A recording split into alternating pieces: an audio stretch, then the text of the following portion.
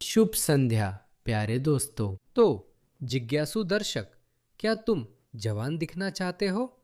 भले ही पासपोर्ट में नहीं, लेकिन कम से कम दिखने में। और इसके लिए मेरे पास एक समाधान है। क्या करना है? ऐसे तरीके हैं जिनकी मदद से आप अपनी उम्र से 10 या शायद 15 साल छोटे दिख सकते हैं। लेकिन इसके लिए आपको ये जानना होगा कि करना क्या है। और अब मैं आपसे कहूँगा कि स्क्रीन के सामने सिर्फ वही लोग रहें जिन्हें खुद को जवान बनाने में दिलचस्पी है। जो लोग अपनी उम्र से 10, 20, 15 साल छोटे दिखना और महसूस करना चाहते हैं। लेकिन ध्यान रखें, इसका एक नकारात्मक असर ये हो सकता है कि शायद आपको शराब की दुकानों में बिना पासपोर्ट के ड्रिंक बेचना बंद कर दे। इसलिए सतर्क रहे। तो ये जानने के लिए कि क्या करना है, हमें पहले ये समझना होगा कि इंसान का चेहरा बूढ़ा दिखना क्यों शुरू हो जाता है। सबसे पहले चेहरे का आकार बदलता है क्योंकि उसमें सूजन आ जाती है।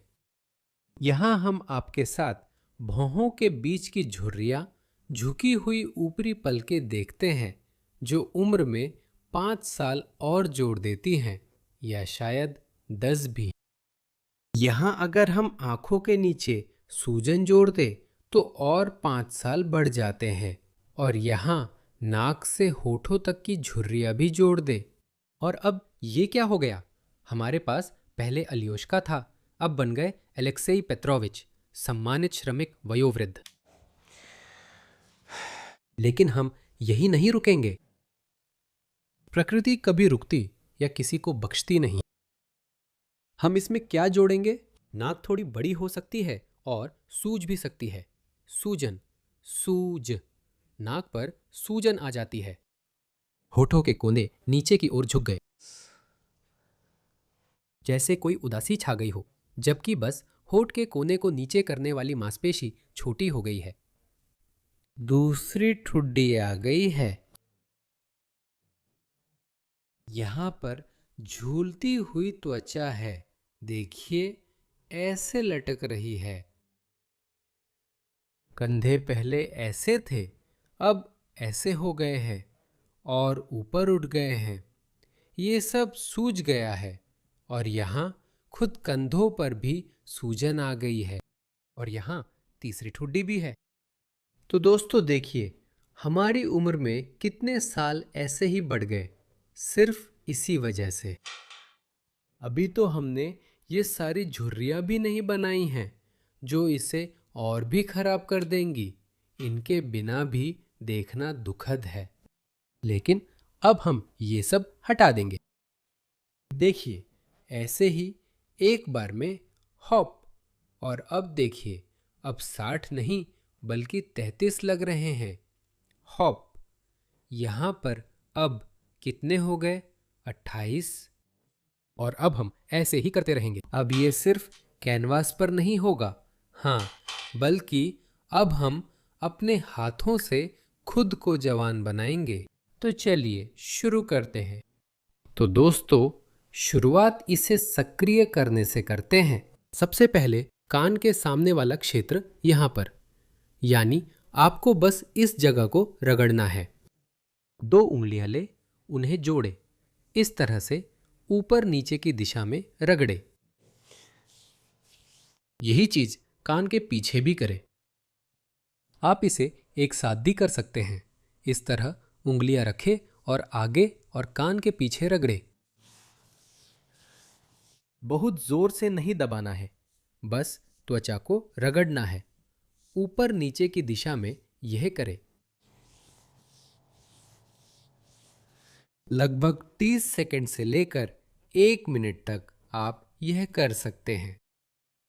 आगे दूसरा, आप इस तरह से अपने हाथ इस तरह रखें, इस हिस्से से अपने माथे पर दबाते हैं, यहाँ पर, और फिर अपने हाथों को कान के सामने वाले हिस्से तक ले जाते हैं। यहीं पर ऐसा मूवमेंट करते हैं, यानी उंगलियों से दबाया, जैसे त्वचा को पकड़ लिया।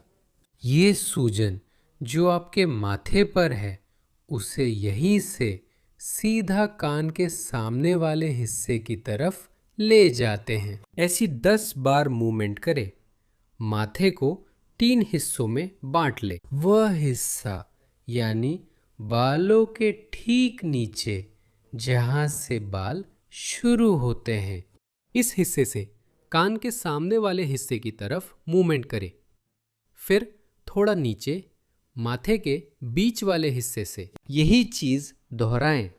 5 से 10 बार ऐसी मूवमेंट करें, लेकिन दबाव डालना जरूरी है। मतलब आप सिर्फ त्वचा पर हाथ नहीं फेर रहे हैं। अगर त्वचा सूखी है तो थोड़ा गीला कर ले या कोई क्रीम लगा ले ताकि आपके हाथ अच्छे से फिसले। और तीसरा हिस्सा, आप वही मूवमेंट लगभग वही करते हैं जहां आपकी भौं है। सीधा भौं पर इस तरह की मूवमेंट यहां तक। मतलब आप भौं पर दबाव डालते हैं और उंगली से कान के सामने वाले हिस्से तक ले जाते हैं। जैसे आपने दबाया, इस तरह से पकड़ लिया। सारा जमा हुआ तरल जो आपकी त्वचा के नीचे जमा हो गई है, सारी सूजन, और फिर इसे यहाँ ले जाते हैं, ले जाते हैं, ले जाते हैं सीधे कान के सामने वाले हिस्से तक। इसे दोहराते हैं। आप ये हरकत लगभग 10 बार कर सकते हैं। ये इस पर निर्भर करता है कि आप कितना चाहते हैं कि यहाँ आप जितना चाहते हैं कि पलक ऊपर उठे, यानी ये सब वापस ऊपर उठ जाता है। एक बार फिर यहीं से शुरू करते हैं।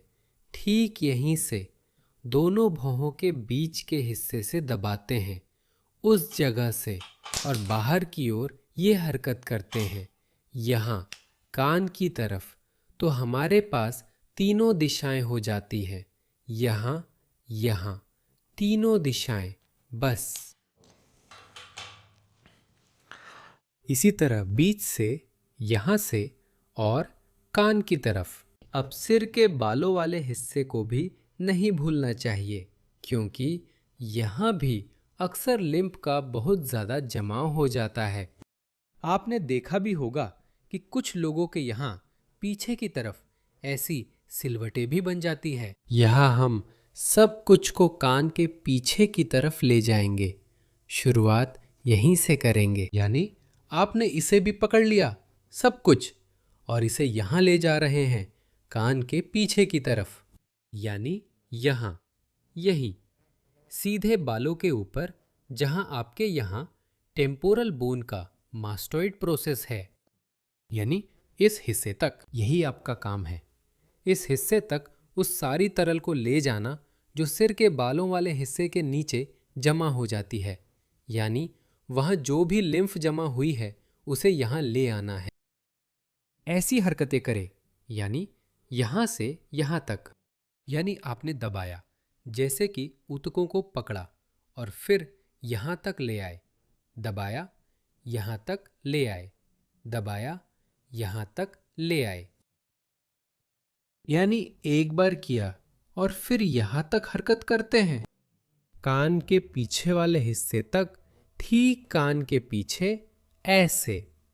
फिर वही चीज, अब जैसे सिर के ऊपरी हिस्से में, यहां भी वही करते हैं। फिर से कान के पीछे, मतलब थोड़ा पीछे, और कान के पीछे, थोड़ा पीछे, और कान के पीछे। जैसे आप कंघी कर रहे हैं।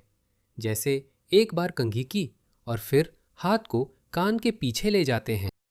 यही चीज दूसरी तरफ भी करें। यहां आप त्वचा पर दबाव डालते हैं और फिर हाथ को कान के पीछे ले जाते हैं, यहां से और कान के पीछे, यही मूवमेंट करते हैं।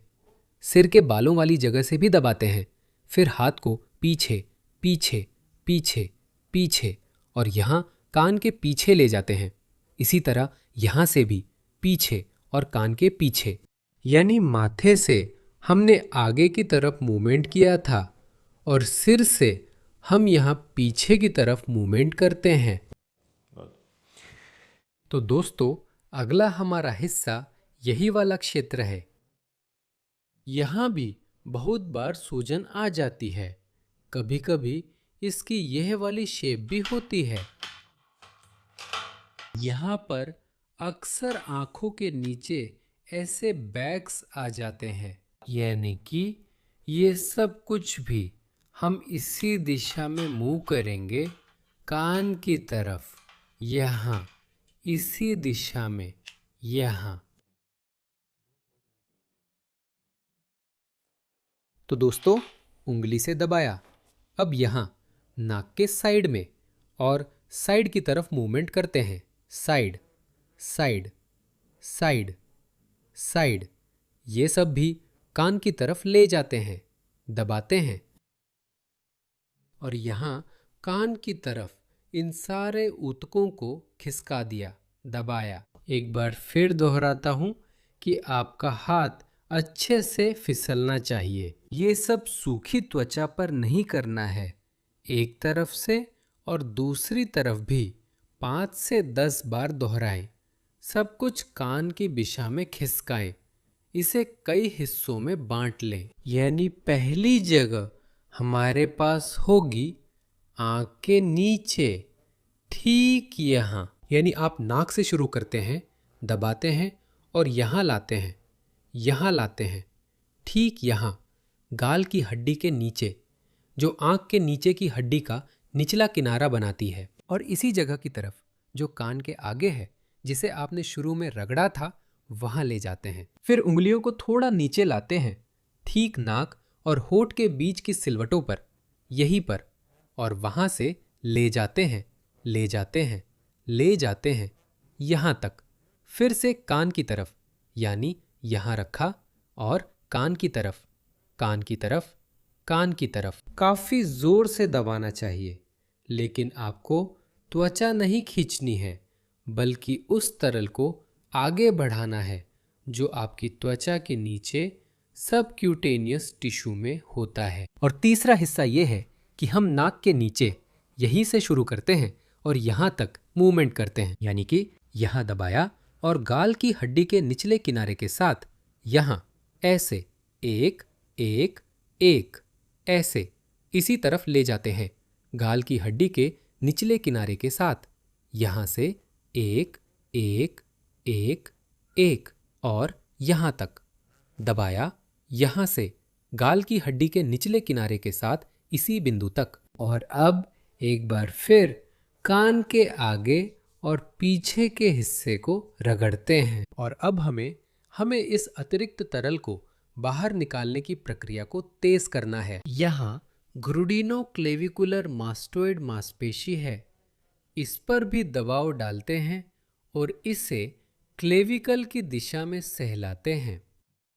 इसके थोड़ा पीछे, ताकि स्केलिन मांसपेशियों पर भी असर हो, वैसे ही दबाते हैं और नीचे की ओर ले जाते हैं।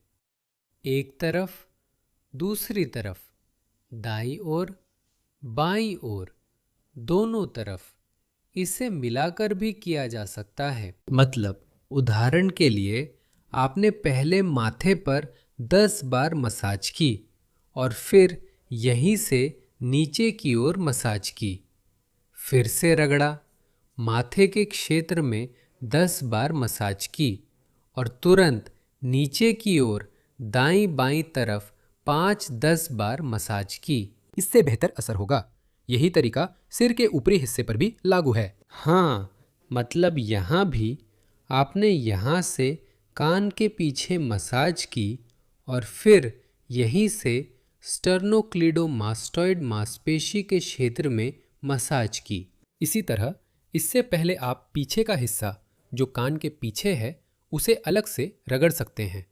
अक्सर ऐसा होता है कि कान के पीछे का हिस्सा, वहाँ की त्वचा बहुत कठोर और कम चलायमान हो जाती है और यह हिस्सा उसकी फेशिया लगभग पूरी तरह से सबक्यूटेनियस टिश्यू से चिपक जाती है, शायद हड्डी की झिल्ली से भी। यानी यह हिस्सा लगभग स्थिर हो जाता है। इसे रगड़ने से इस हिस्से में रक्त संचार सुधरता है।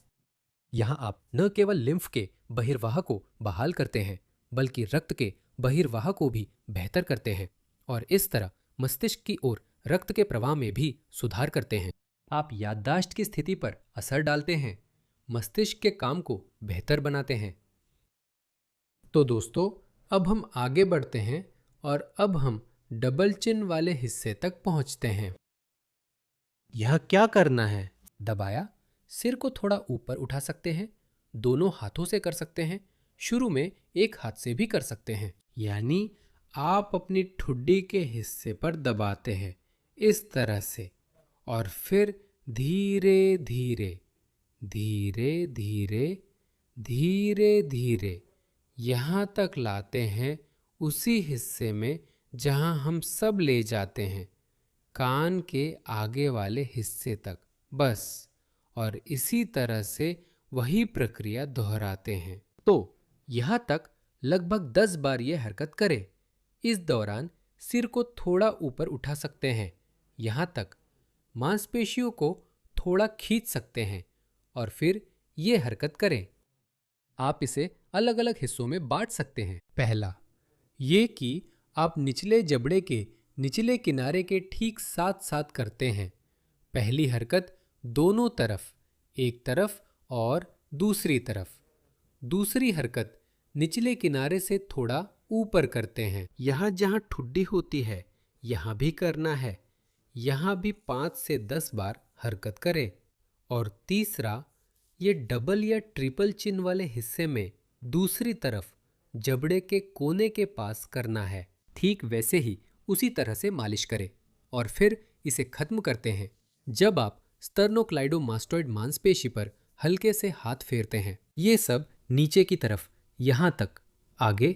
यहाँ हमारे रास्ते में अगला अवरोध है। क्लेविकल के ऊपर इस हिस्से को भी इसी तरह से मलना चाहिए। यानी आप जैसे यहाँ मल रहे थे वैसे ही आप सीधे हाथों से इस हिस्से को क्लेविकल के ऊपर और नीचे मलते हैं।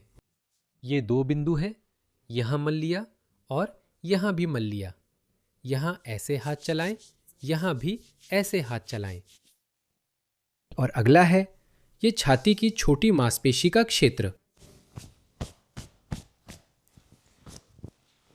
छाती की छोटी मांसपेशी का क्षेत्र जिससे उम्र कम दिखती है। छाती की छोटी मांसपेशी का क्षेत्र। यहां भी आप इसी तरह से मालिश कर सकते हैं और आप इसे स्ट्रेच भी कर सकते हैं। दरवाजे के फ्रेम में कोने में इसे स्ट्रेच किया जा सकता है। यही मांसपेशियां हैं। अब हम ये करेंगे। और आपके पास ऐसा ही एक पूरा क्रम है। यानी पहले आप स्थानीय रूप से सब कुछ कान के आगे और पीछे की तरफ ले जाते हैं, फिर सब कुछ हड्डी क्लेविकल के क्षेत्र की ओर ले जाते हैं। फिर यहाँ आप काम करते हैं ताकि हड्डी क्लेविकल और छोटी छाती की मांसपेशी माइनर पेक्टोरल मसल के क्षेत्र में रक्त संचार और लिम्फ की निकासी बेहतर हो सके। शुरुआत में आप छोटी छाती की मांसपेशी माइनर पेक्टोरल मसल को पहले स्ट्रेच कर सकते हैं, यहाँ काम कर सकते हैं, फिर चेहरे पर सब कुछ कर सकते हैं और अंत में एक बार फिर हड्डी क्लेविकल और छोटी छाती की मांसपेशी के क्षेत्र में काम कर सकते हैं। यानी एक बार फिर आप खुद हड्डी क्लेविकल को भी मल सकते हैं। मतलब यहाँ 3 जगह भी मल सकते हैं, हड्डी पर, हड्डी के नीचे और हड्डी के ऊपर। ये न सिर्फ चेहरे से बल्कि गर्दन के क्षेत्र से और इस पूरे क्षेत्र से दूसरे और तीसरे ठुड्डी के क्षेत्र से भी लिम्फ की निकासी बेहतर करता है। तो दोस्तों, इसके साथ ही छाती की मांसपेशी पर भी अतिरिक्त काम करें। इसे आप रोलर से कर सकते हैं। आप दीवार के पास खड़े हो जाए और इस तरह से जैसे आप खड़े हुए रोलर को इस तरह से रख दें। फिर दाएं बाएं मूवमेंट करें। इस तरह से रोलर को रखें और फिर इधर उधर चला लें। यही चीज़ आप बॉल से भी कर सकते हैं। मसाज के लिए बॉल्स होती हैं। आप स्ट्रेच भी कर सकते हैं। हाथ को इस तरह से रखें और थोड़ा सा आगे की तरफ मूवमेंट करें। इस तरह से स्ट्रेच करें। यहाँ आपकी मांसपेशी एक तरफ से और दूसरी तरफ से स्ट्रेच होगी। यहाँ इसी हिस्से में खिंचाव महसूस होगा। दोस्तों, मैं सभी को बधाई देता हूँ जिन्होंने एक्सरसाइज की और असर महसूस किया है। अब जब आप आईने में देखते हैं तो कौन सा नौजवान या लड़की है जो आपको देख रही है? आप खुद को पहचान नहीं पा रहे हैं, लेकिन बेशक असर हैरान कर देने वाला है। और करे भी तो क्या, ये तो विज्ञान है, चिकित्सा है। दोस्तों, खेले और माता पिता की मदद करें। फिर मिलेंगे।